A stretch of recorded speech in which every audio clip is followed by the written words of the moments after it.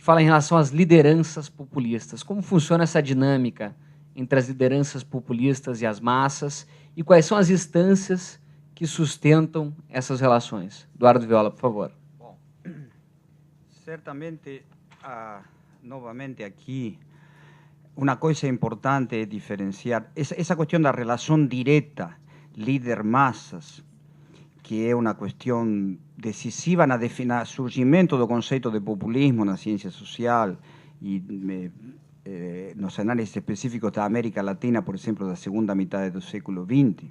Essa relação líder-massas é uma relação, esse componente é decisivo, uma relação direta por cima das instituições, digamos, né?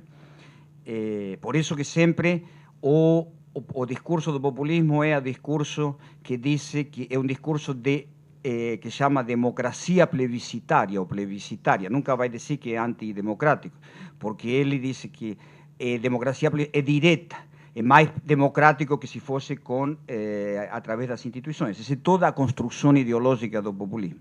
Essa relação é decisiva. Só que a relação do populismo do século XX, a relação líder-massa no populismo do século XX, era uma relação bem mais simples, porque era uma sociedade muito mais simplificada. Na verdade, essas sociedades populistas latino-americanas surgiram a partir de processos acelerados de urbanização e industrialização. Então, tinham base em novas classes operárias, novos pobres urbanos, digamos. Às vezes poderiam ser alguns componentes de movimentos camponeses que questionavam a estrutura tradicional da propriedade da terra, mas eram estes grupos sociais tinham uma organização, eram grupos muito mais homogêneos, eran grupos de una sociedad industrial naciendo en una sociedad agraria. O sea, una sociedad agraria es bastante homogénea, una sociedad industrial es más diferenciada, más comparada con una agraria, mas es una sociedad de todas maneras bastante homogénea, digamos, que sería las categorías de trabajadores, la idea de clase operaria, o tipo de trabajador parcelado, las cadenas de gerentes, digamos, entre procesos de dirección y ejecución y demás, son todas estructuras de gerencia, de comando y control y de estratificación social simples. Agora nós estamos em um outro mundo. Então, o que acontece? Essa relação líder-massas, embora continue sendo um componente muito importante, é um componente muito mais complexo e muito diferenciado em cada situação histórica.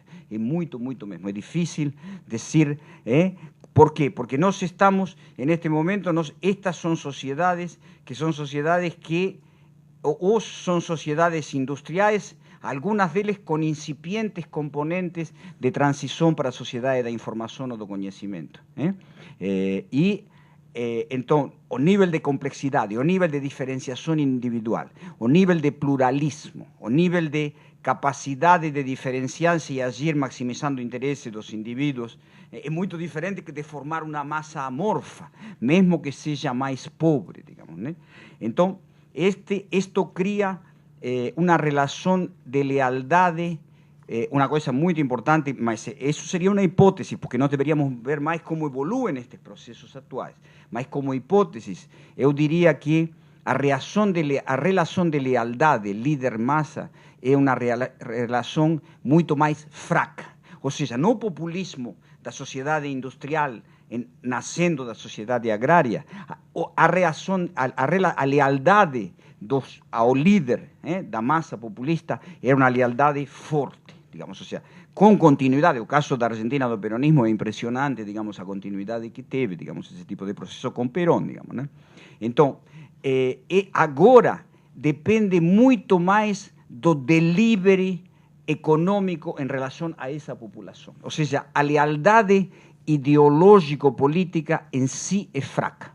É decir, depende, é típico da Argentina, por exemplo. O populismo de Kirchner é muito diferente nesse sentido do populismo de Perón. Kirchner só se tornou, centralizou poder e foi avançando em uma dinâmica populista, por um lado pela tradição, mas por outro, enquanto havia o rebote do crescimento econômico da crise anterior, do default da crise 99, 2002, então crise nacional em 2003, 2004, 2005 chegou ao paroxismo porque cresce o PIB 8, 9%, inclusive, além das previsões de muitos economistas, enfim, de quanto era o rebote possível e tudo isso. Mas, logo, isso está baseado em quê? Essas pessoas são son opuesto do Perón. Con Perón era a vida por Perón, y esto era en muchos casos real, digamos, ¿cierto? Esto con Kirchner no tem nada a ver. O sea, eu vou na praça, eu sou base de Kirchner porque ele, segundo a Bolsa Família que recebe, segundo se me aumentou o salário, não me aumentou o salário, ou seja, é um negócio muito instrumental. Tá?